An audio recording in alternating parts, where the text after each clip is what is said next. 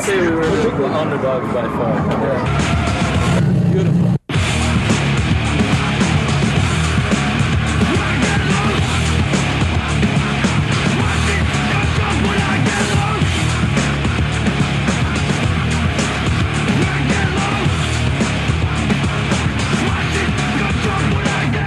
Number one, man. Number one.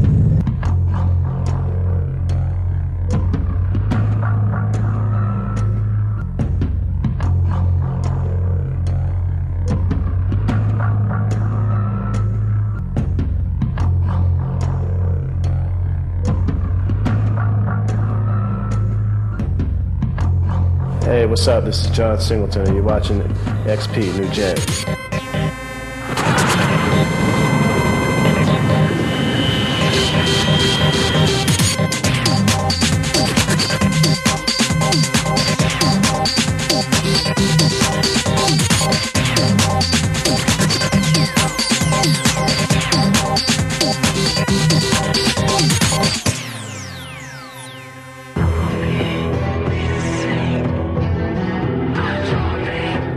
My racing heritage started actually as way back as 1971 when I was born, where my father was into racing from back then, in road racing in Jamaica. Well, all my life, I've had a passion for racing. I guess it stems back from my younger days when I was back in Jamaica, with my dad and Uncle Balfour. We just used to go racing every weekend. That's all that they did. Steven's dad was also a racer back in Vernon Field days. That's what we call it, because that's a track in Jamaica where everybody raced. My father and his father raced together, competed against one another, worked together and stuff like that. So Steven and myself were always around each other when we were really young. John and his dad moved away to the United States, and we stayed in Jamaica. And then my dad moved up here, and I stayed in Jamaica with my mom until I was 16.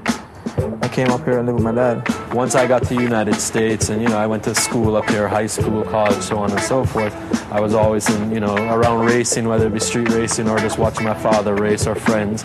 And as soon as I could possibly get behind the wheel legally, I found myself getting my SCCA road race license, and raced from 1989 to 1990 in SCCA road racing, and enjoyed it a lot, but found myself more and more veering towards street racing because Hondas and Acuras were becoming very popular for the street racing scene.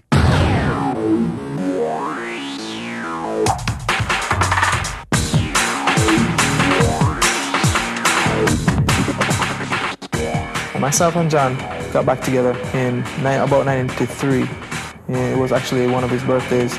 And sat down and we were talking, and I started showing him my car. I had a 93 Nissan Sentra SAR. The sport at that time was so new that it was a lot more interesting because everything that we did was kind of state of the art, new to everybody, so we were getting a lot more exposure, and it was more exciting in that way. We learned more about the Hondas and then more about the Nissans, and then finally we said, let's turbocharge my car. So put a turbo kit on my car, which I built. Me and John put together. It was the first SCR to be turbocharged down in this area and, on the East Coast, really. More and more people, friends, wanted to do the same thing we were doing, so they were coming to us and requesting that we help them out.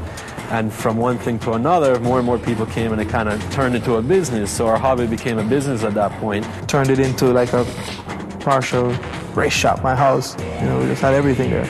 All our friends come over on the weekend, we work on the cars, and just have fun, So then we took it to the next level. We said, we should just, rent a place, start something up. The market's here. Thinking of a master plan. This ain't nothing but sweat inside my hands. So together we jointly formed Pacific Performance in Oakland Park, Florida. That was around 1993. I was still in school, I was going to college. We started doing everything from nitrous installs to turbo system installs on Hondas and Acuras, and just the general bolt-ons like intakes and air filters and that kind of thing.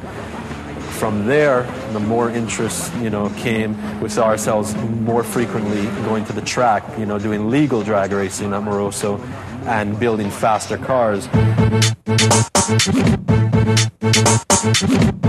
After finding ourselves at Moroso more and more, testing and tuning and going faster and faster with the cars, we found ourselves having a difficult time trying to tune the cars and get maximum power out of it, when just all of a sudden a friend moved into a shop next door to us and introduced us to this machine called a dyno jet. Now at this time, a dyno jet, no one really knew of it. It was the first of its kind.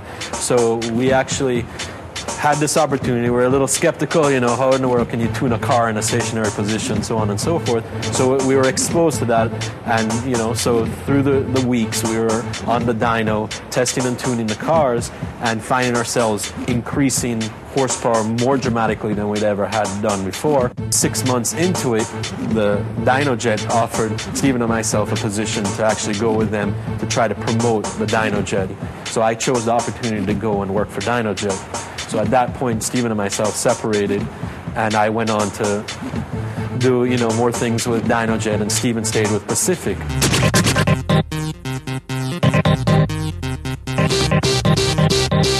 Coming up, Turismo Technology takes John Brown Racing to the next level. I decided at that point that it would be in my best interest to form a new company more north of where we were in Fort Lauderdale, Miami area. So I decided to open shop in Boca Raton, Florida. That shop I call Turismo Technology.